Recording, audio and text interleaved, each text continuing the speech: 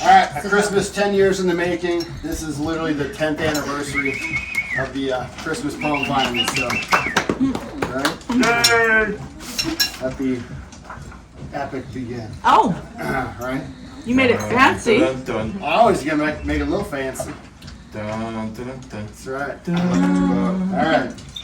It's great to see us all gathered here. I hope you've had a blast. We've waited a year for this day to come, and it all goes by so fast.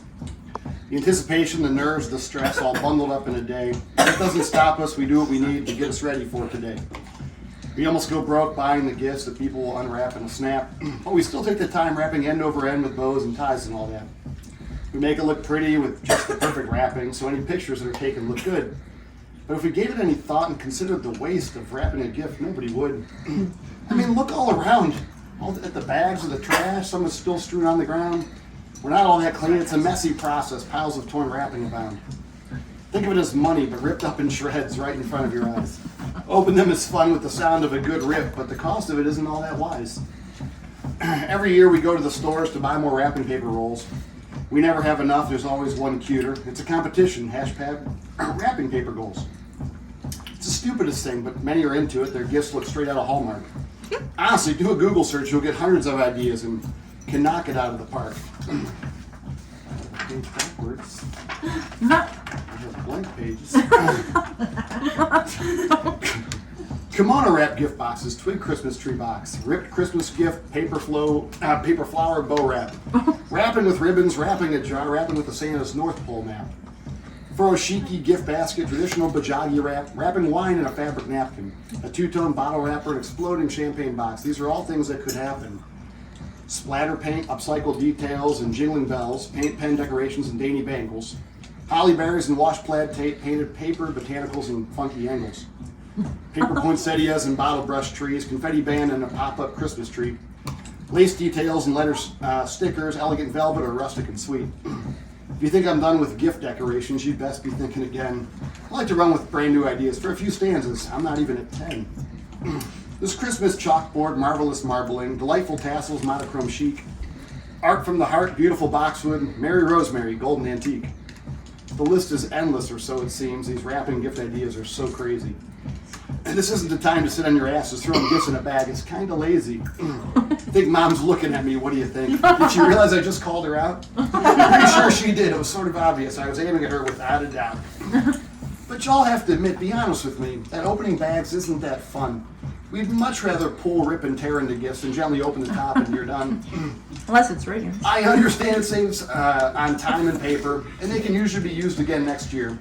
But it's just not exciting, doesn't get me revved up. Of that, I've been forthright and clear. We still love the gifts, though. Don't get it twisted and don't get your panties in a bunch. You know well by now how this goes every year. This poem always packs a good punch. Nothing's off the table. If you think it is, you're wrong. Just go back and reread them all. When shit hit the fan back in 2020, I was like a running back who just got the ball. Well, now that we've talked about wrapping styles and given Mom a little hell for bagging, I wanted to talk about something a bit shocking, a statistic, a little bit staggering. You all aren't aware that this year is quite special. Today marks an anniversary of sorts. This is the 10th year of the Skillman Christmas poem, with our family and life being its source. It seems once a year for quite a few now, Sandra or Joe has something to say. I've always referred to it as the Skillman Christmas poem. Aren't the Granbergs family today? Of course y'all are. I've never left you out. You're intimately involved in the stanzas. You bring so many people, it fills the poem, and our house goes a little bananas. You might have a last name that's different than mine, but you've always been family to me. No doubt you take up a hell of a lot of space on the Skillman Granberg family tree. Just wait one generation and see how it looks when there's branches going every which way. That's what happens when you have 38 kids, 300 grandchildren someday. Whether Granberg, Talika, Uden, or Beach, once you're in the you best get with the program. Tongue twister, not the last of the night, I'm sure. You're now all a part of one big unit under the umbrella of the Skillman fam. So when I say Skillman, just know you're included, or else you probably wouldn't be present. So can we finally put this all to rest? I'm hoping everyone is content. Well, let's get back to recognizing greatness in the form of an anniversary bash. This is something to celebrate a 10-year tradition every Christmas ended with a splash. It all started back in 2013 when Dan requested just a card. But that was too simple. The card became a song. I don't know why I made it so hard. Guess I just found myself in a groove, coming up with another verse after verse, but then came a desire to be better the next year. Now it's a 40-day curse. That's right, I started about 40 days out to give myself plenty of time. I sit at my desk almost every day, knocking out rhyme after rhyme. Apparently the printer. It's a bunch of blank pages. What's it charge you? Right? I do a little math, figure out what the rate is, meaning how many verses per day. I look at the last year knowing how long it was, and the goal is +1 or more today. I've been super successful making it longer each year. It takes about a cool 30 minutes. When some of you think of that sitting out there, I see on your face a little grimace. You think it's so long we'll never make it through. Why does he make us sit through it? But then it gets going and the time passes fast. Before you know it, you're into it. You come to enjoy this yearly tradition. It marks a great end to the night. We've laughed and we've cried and gotten a bit serious. We've hit the important stuff just right. The first year was fun, the second year too. And that year I realized Superman is Santa. Yep, just a guy reporting in Metropolis who had a winter home in Atlanta. But then in 2015, a new revelation, a backstory unearthed by an investigator. They found out a truth unknown to all, that Superman's dad is Darth Vader. Whoa, you must be thinking, unless you remember that year. You probably thought I was a kook. But the further revelation that seemed pretty cool was that Superman's brother is Luke. Quite the story, you're probably thinking, but those are some of the highlights from the years past. Let's hit a few more as we reminisce. There's so many I already amassed. Moving on to 2016, there was a loss in the family that year. I had to highlight it, talk about it some, even if it brought a tear. Michelle had a long, hard bout with cancer. In April, when she passed, it was sad. Then I soon came to realize that Maddie was doomed. Now it's just her and her dad. Her mom was nice and easy to get along with, but Tom's a bit prickly and snappy. Not to mention demanding, and he yells here and there. He's definitely a wee bit crabby. The rest of that year was nothing unusual, just gifts like a T-Rex and rhinoplasty, a trip to Baku and the Yucatan, and a wish for a 110-inch TV. In 2017, Hunter enlisted in the service, and being a doctor is part of that plan. But he still treats his girlfriends like crap, so I hear he's got work still to become a good man. Hunter's gonna be like, if Hunter was here. But there's lots of time left. He's only 25. I'm sure he can turn it around. Or he'll find himself single, just playing the field. Short flings till the breakup's abound. 2018 was the year of the nicknames. There were 20 in all to be said. They were names I gave myself, the poet. Here's a few to remind you what I read. There's Mr. Gift Giver, the smarty of artistry, and the Christmas rhyme composer. The godfather of Christmas cards, the prime time of rhyme time, the Christmas nighttime closer. Also that year, I created a movie and gave names to the heroes to be. Like White Salamander and Centennial Snowflake, Alex and Aaliyah were in my Justice League. The names got crazy, like the nerdy computer whiz kid, brilliant and kind of a demander. The cerebrally gifted, technologically astute, socially challenged commander. In case you can't remember who that might have been, it was Gabriel, the master of Minecraft. I despise that game. I'd rather be awake and feel the pain of a full-body skin craft. Oh, jeez. It's a 32-bit game in a 4K world. I'm not really sure what he sees in it. I wish I could bury it 6 feet underground and unmarked grave forever concealing it. Another year passed. We moved to 2019, and this was a very special year. It was marked by the absence of our grand matriarch. Nani was no longer here. In March she passed. It went so quick. There was a service and a nice eulogy. But this was my chance for a personal touch to give my own elegy. For those that don't know what an elegy is, it's a poem of serious reflection. Especially mourning the loss of someone who died, I was writing for her a whole section. It became 14 verses, the longest, I'm sure, for any one person over the years. But to pay her a tribute like that was an honor. We laughed and we cried happy tears. Blanks. Oh, go pound salt, I'll send you to the moon. Do you feel any older now? I love you more. Oh, go to hell. Her voice just a memory now. She said I was her favorite. Some disagreed. They said she told them the same. But that's what's amazing. She made us all feel special. She knew how to play this game. And she wasn't lying to any of us. We really all were her favorite. She loved her family to the moon and back. I hope you're like me and savored it.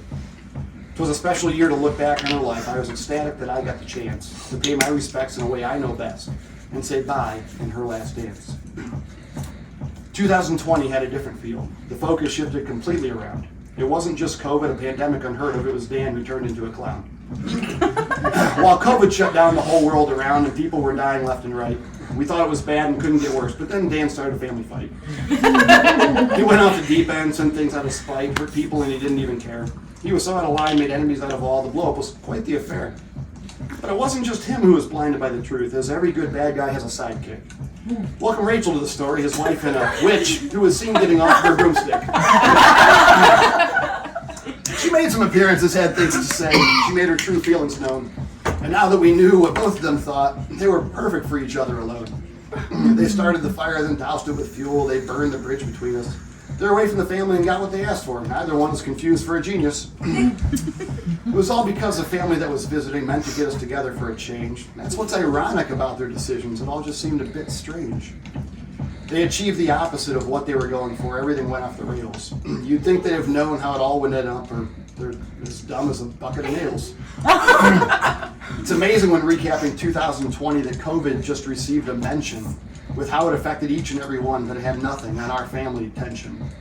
So yeah, it sucked to be stuck at home with businesses closing everywhere. Eventually I knew we'd go back to normal, but our family seemed beyond repair. Forging ahead to 2021, last year had a few key topics, but since COVID was still in the mind of everyone, it didn't involve going to the tropics. One of the themes I added on in was providing some time for a few ads. I thought just maybe I could make a few bucks influencing the moms and dads. So here's a quick recap of the ads I included. Doubling down is just really smart, or really kind of smart.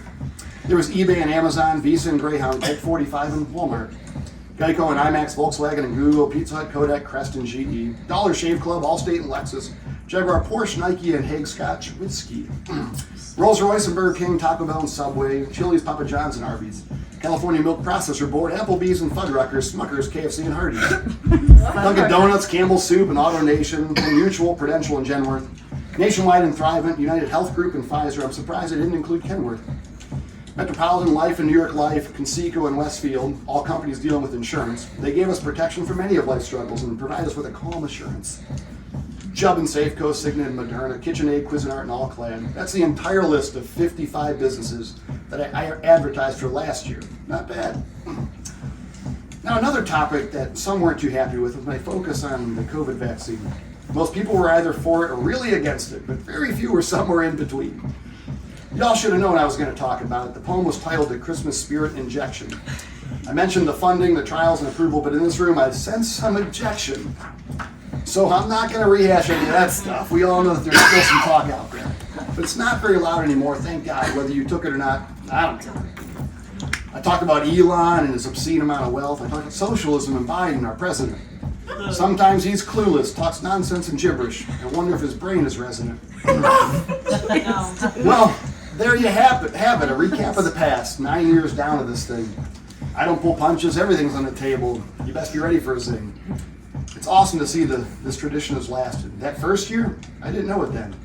But happy anniversary to the Skillman poem. Today we celebrate year 10. Well, it's been a few years we've honored the lost. It's hard because there's a part of us that's sad. First came a man I didn't really know. His name was John. He was Kimmy's dad. We were having a party for Keegan's birthday, then received a call we never expected. Kimmy's dad had died. Tom and Pam were in shock and their plans were redirected. I'm sorry for your loss. I know he was young, though there's never really a good age.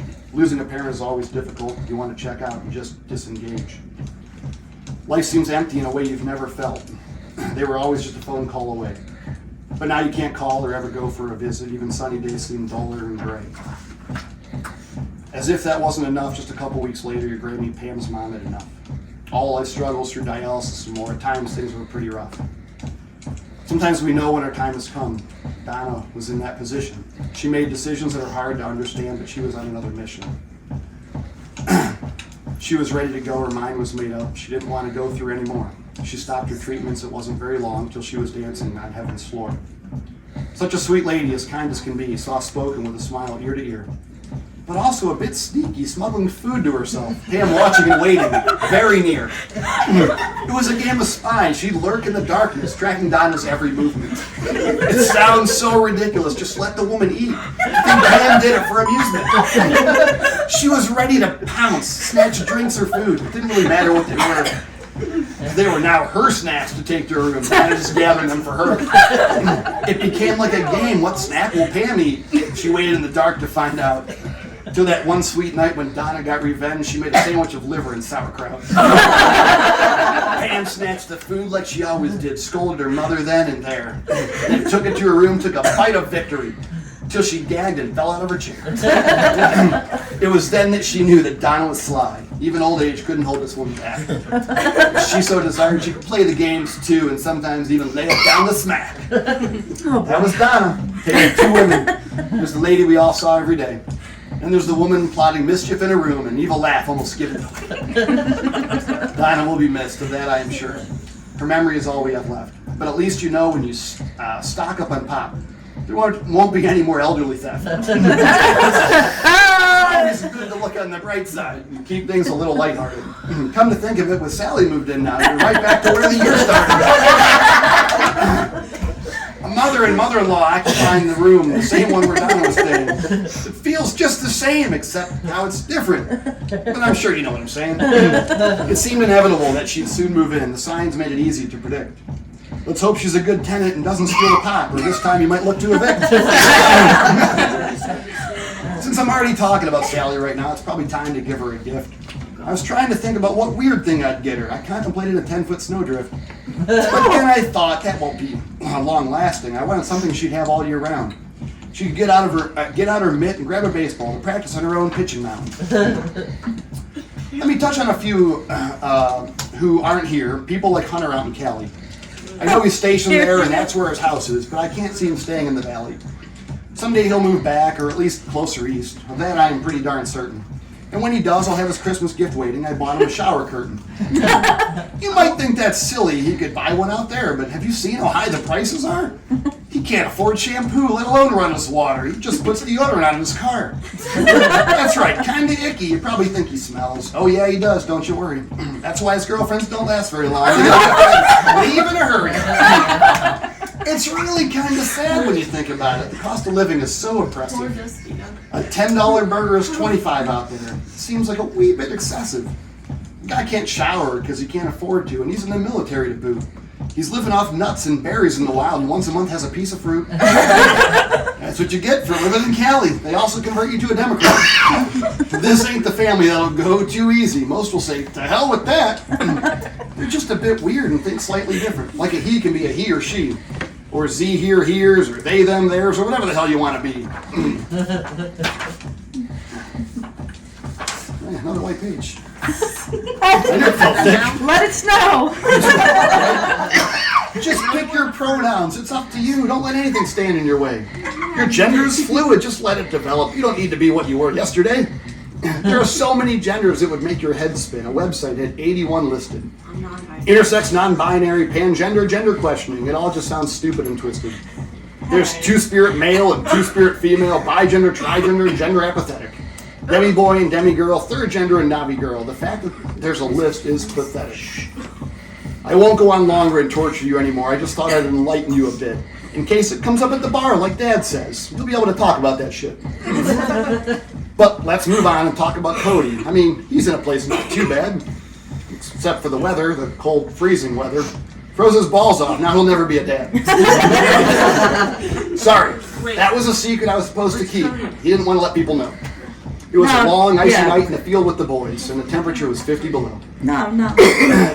They were so cold and wet that they stripped down naked, cuddled up to use body heat. But it wasn't enough to stop hypothermia or keep them from freezing their meat. It was because of that story I knew what I'd get. He needed to be better dressed. So I went to the web and spent a few bucks for an Eris adjustable heated vest. Someone else who can't come is my niece Olivia. I understand she had other plans. She bounces back and forth. Sometimes she's at Cage's, but this year she's over at Dan's. I'm sure she would like to be here with us all, but that's just not possible anymore. You probably heard that there's a small, tiny rift. It's like our very own family Cold War. But she's still loved and thought about. She'll always get a verse or two. This year I'm gifting something a granny would love, a baggy, oversized moo-moo. There's no way she'll like it, no way in the world. There's some of the worst type of clothes. I know Nani loved them and wore them proudly, but who else likes them? Nobody knows. I expected Sam to say that too, right? Let's talk about Sean and Dakota a bit. They're invited every year, but they don't always come other places to visit. But today's the day to be here. I'm writing this not knowing if they're in the room. I told Shauna I might do a thing. It's been 7 years. They've got a home and animals. But Dakota, where's that ring, man? You've got a good job, and so does she. It's time to shit or get off the pot. Go to the Frankel's and pick out a diamond, man. She's the one, so why would you not? New Year's Eve is around the corner. That might just be the perfect time. Get on one knee and pull out that ring, then ask her, won't you be mine? I know it's a week late, and it's a wish, not a gift, but I'd love for you on New Year's Day, when the clock strikes midnight and you sing Old Lang Syne, and call Shauna your fiancée. But if you still want a gift, because you'll feel left out, and you won't just give me a pass, then listen to these verses where I'm calling you out. Your gift is a swift kick in the ass. For Shauna, my dear, my gift are these verses where the message is clear to your bay.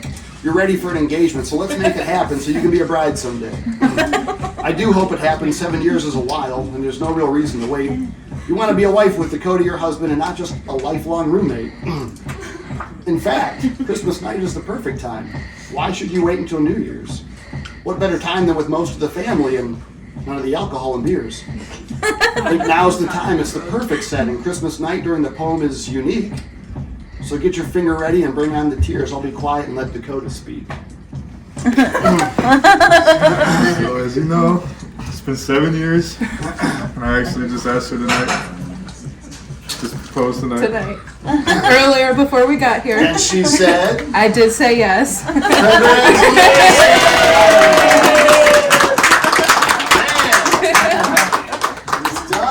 Long enough. Nice. Well, I gotta say, that was pretty darn cool. Congratulations are definitely in order. Because I have someone film all my poems, we have this on a video recorder. I think I can speak for everyone here. We're happy you chose this as the setting. But being a little selfish knowing the part I played, I'm expecting front row seats at your wedding. Just saying. I expect to be open. Who else isn't here? Oh yeah, Dan and Rachel. But I guess they didn't get an invite. 3 years running, they haven't been around, and it's definitely not an oversight. They've sought mediation or so, Dan says, but there's always multiple conditions. Giving into this or agree to that, he has some ridiculous positions. I still can't help including them both, even if just to call them out. I know Dan hates these, so I bought him a truckload of fresh, delicious Brussels sprouts. Last year I gave her a chop to the throat. Turns out I'd like to give her another.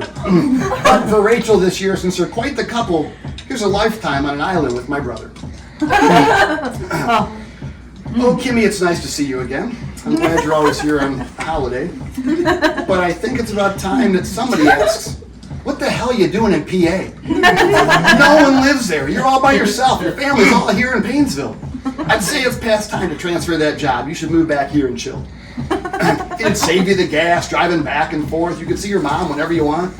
Plus, Colton and Regan have some news to share. You're about to become an aunt.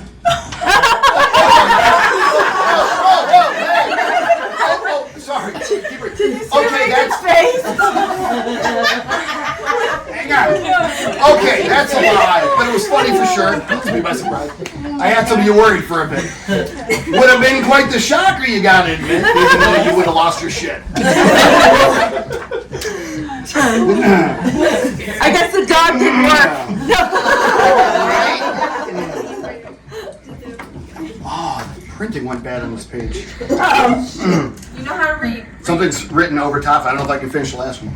But back to Miss Kimmy, so when you're moving back, or when are you moving back? They say there's no time like the present. I've already bought. See, now you have to move back for sure, since I bought you a gift for your new place. So let's put a rush on getting out of there and finding a closer home base. Since I mentioned Colton and Regan before, let's go have a crack at them now. Colton's a man with a 9-to-5 job, working on cars, doing whatever they'll allow. He's hoping to work his way up the ranks, being a sponge, learning everything he can. He just had a class about the two spurving bearings. They're aligned with a panometric fan. Soon he'll be able to fix anything on your car, even its turbo encabulator. He can fix your slipstream differential tremie pipes and your inter-electrode diffusion integrator. He'll inspect your exhaust with a levometric test, refill your immunitive tetraethyl iodohexamine. He'll rotate your quasi-static regeneration oscillators and fix pretty much anything in between. Just when you thought you were knowledgeable enough, you find out just how ignorant you are. Next time you hear that clickety-clack clunk, take it to Colton. He can fix your car. So here's the problem. It's overwritten part of my poem. So what should I get for this, this new guy technician, Something about a tool collector. Something that will help with any graphic calibration, the depuneration sine wave director. Sorry. Good luck, my boy. I hope you learn how it works. I'm sure it won't take you that long. Just check the voltage levels on the wrench and output. I mean, what could possibly go wrong? It's a simple device. Anybody could use it. I could teach Alex or Lizzie in Snap. Just read the instructions. They're written in Sanskrit. Hope you took a class in that. Regan, I'm glad to finally have noticed that your presence from now on is expected. I'm sure you remember when you arrived last year, I said hi, then it disappeared all dejected. I ran upstairs to update my poem, not knowing what to do, no doubt. You've been the only one to be in the room and not hear your name called out. That wasn't acceptable, at least not to me. With this family, you've grown close for sure. You're practically a daughter-in-law to Pam already, but with Tom, you just have to endure. You're almost graduating. This is the year. Adulthood has finally arrived. Before you and Colton get any more serious, we're going to make sure he gets circumcised. Before anyone says he has already been, Regan best not be one of those. If Pam spoke up, I'd say that's one thing, but with Regan, we know how she knows. So without further ado, here's what I got you. It has one of the very best slogans. Pleasure you want, protection you trust. The box of ultra rib trojans. Alright, let's take it easy for just a minute. We'll move to some kids a bit. Little Elizabeth, the one with the smile, it's time that I called your number. Everyone tells you you're so darn cute. I think some of that's gone to your head. I think we gotta stop this before we create a monster, someone future boyfriends will dread. She'll have high expectations, needing constant praise, but no one will give her enough. She'll be one of those girls who thinks she's all that, and dealing with her can be kind of tough. But that's not my problem, so what should I give her? Something she can set right on a shelf, or mount on the wall, or hold it in her hands. A mirror, so she can look at herself. You see, Alexandra doesn't have that problem. Boys aren't constantly told they look good. They scratch their butt, they fart and burp, they pick their nose all day if they could. That's the life of a young male toddler. It's not the prettiest thing to see. But I'm here to report that we do grow up, and some will be as handsome as me. I pray that Alex won't take after Joe. I'm talking in the looks department. I don't really want him to grow up lonely, living in a one-bedroom apartment. But right now he does. He looks like little Joe, with the face of a movie crook. He needs to find more of Sandra's genes, showing a more Filipino look.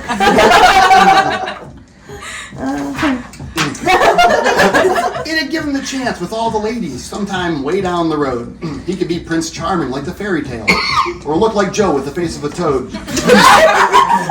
As his favorite uncle, I don't want that, and neither does Sammy his aunt. So we bought for you a male Filipino cadaver, and scheduled you for your very own face transplant. Wow. Alyssa, how's it going so far? You probably thought Lily was next. But the sequence of age isn't all I care about. My formula's way more complex. I know there's 6 of you. Youngest to oldest is easy, and frankly, it's easier not to forget. I don't want to miss anyone and go, oh shit, I'm almost done and there's another Granberg yet. The key to my madness is keeping you all together, doing you in sort of a set, verse after verse, with one after the next. Keep in order so I don't fret. So what did you ask from Santa this year? That's right, you guys don't partake. I know what girls your age really want, so I'm setting you up with a hunky beefcake. Now, Alana, on the other hand, I'm definitely not gifting you any men. If anything, I'm considering locking you up with a fidget spinner and a book in a den.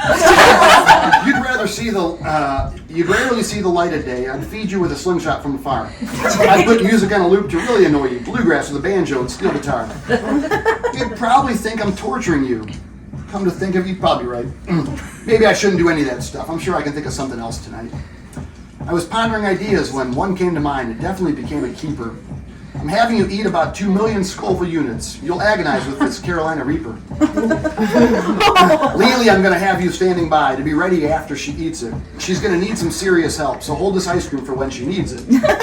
When the burden becomes too much to handle and she reaches for the gallon and spoon, tuck it deep in your grasp. Run as fast as you can. Tell her it's just a little too soon. Torture her a little. That's the job of siblings. You might even like it a bit.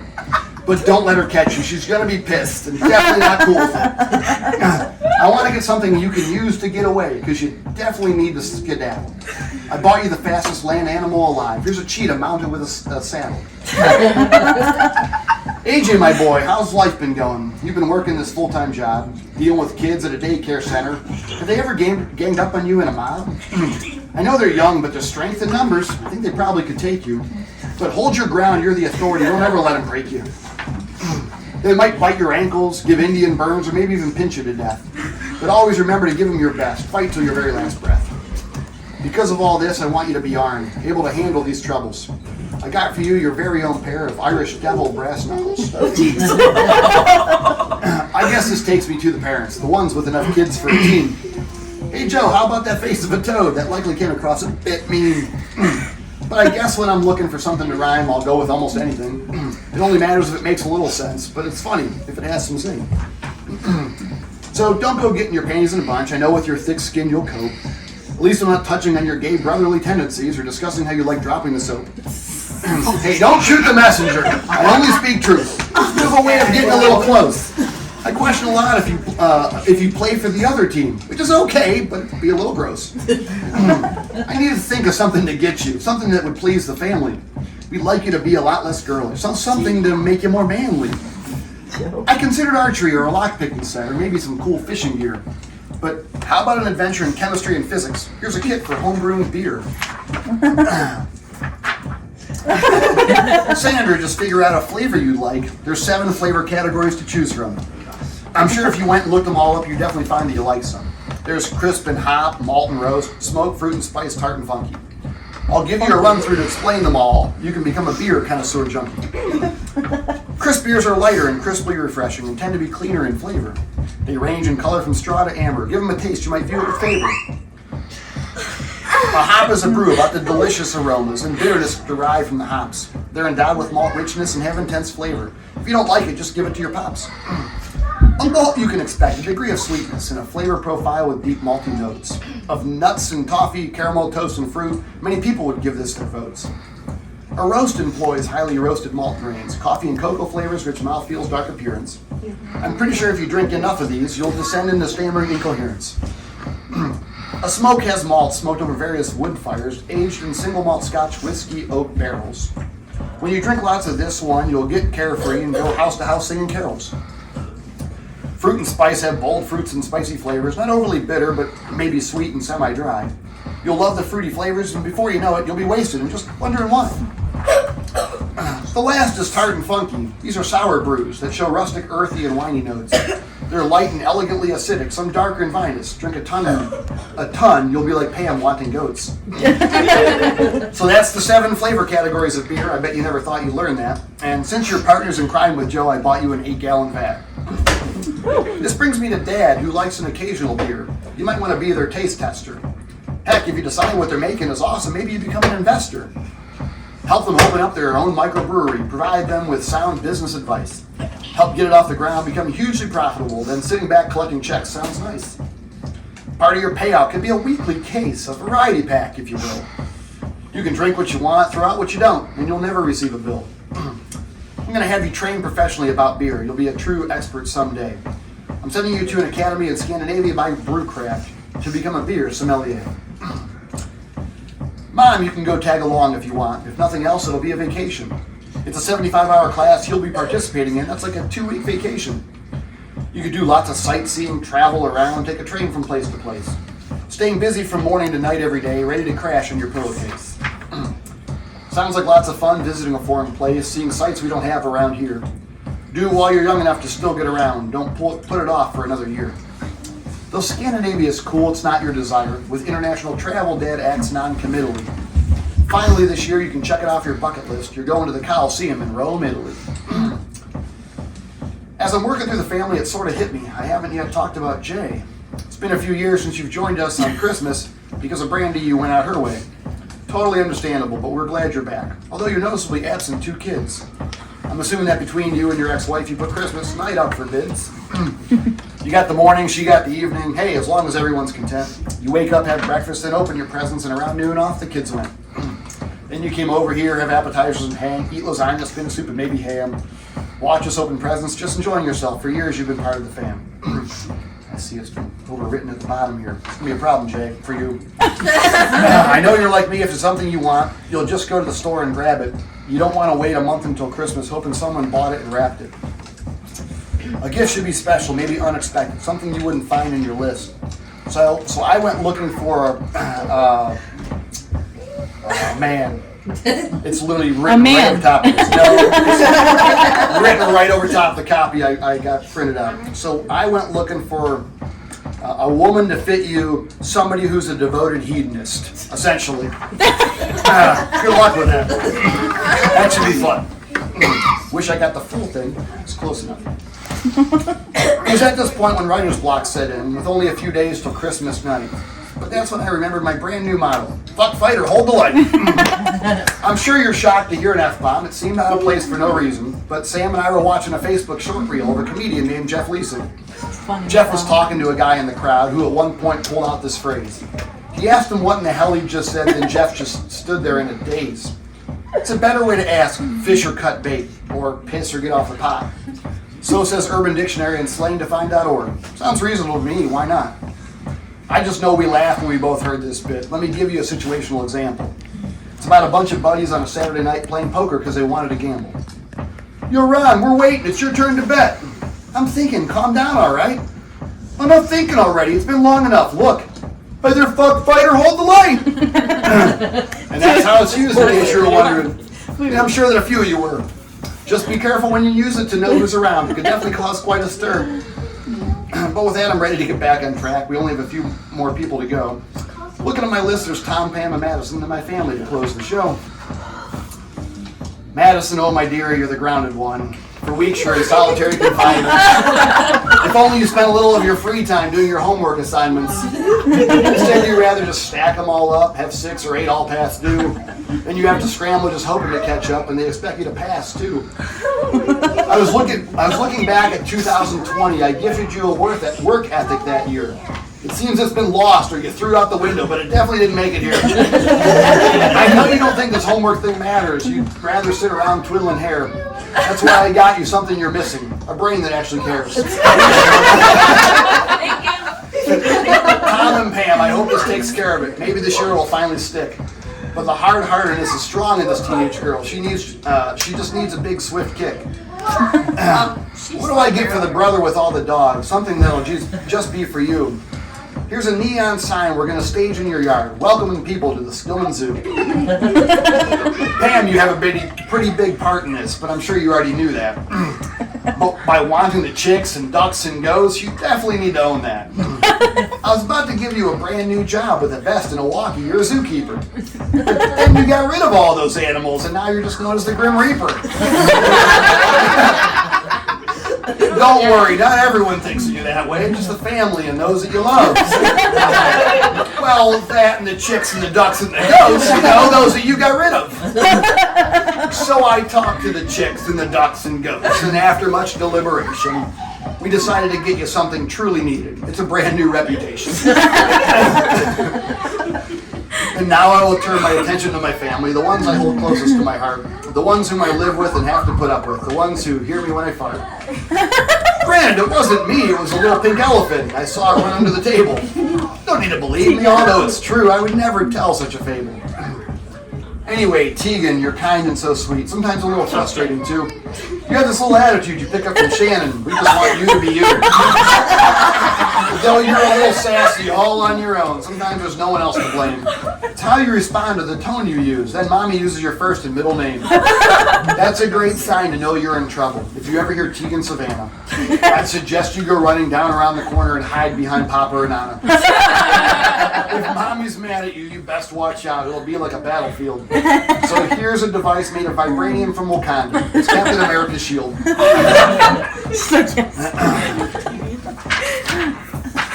Ariana, my dear oldest child, in 5 days you're going to be 16.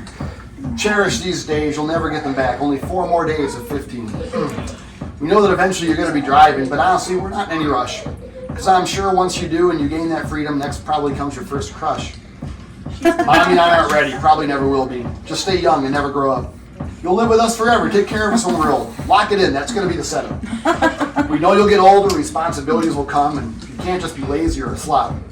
Even though you'll live at home, you'll need your own money, so I'm gifting you your very first job.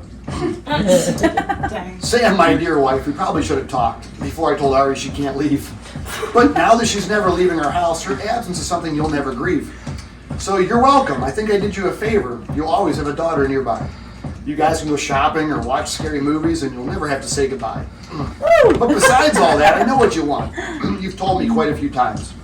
Unfortunately, it's expensive. It costs a hell of a lot. Definitely not nickels and dimes. But I'm giving you this year your very special gift, something I've thought about and planned. It's a round-trip ticket to Israel to visit the Holy Land. Like, woo! Well, now that I'm broke, and there's not much for me, and I wish I would have saved a few bucks, guess I'll be sad eating chocolate and french fries, giving myself acid reflux. But I'll still buy something for myself really cheap. Less than $5 won't give me much. That's when I found in the checkout aisle a purple belly button lint brush.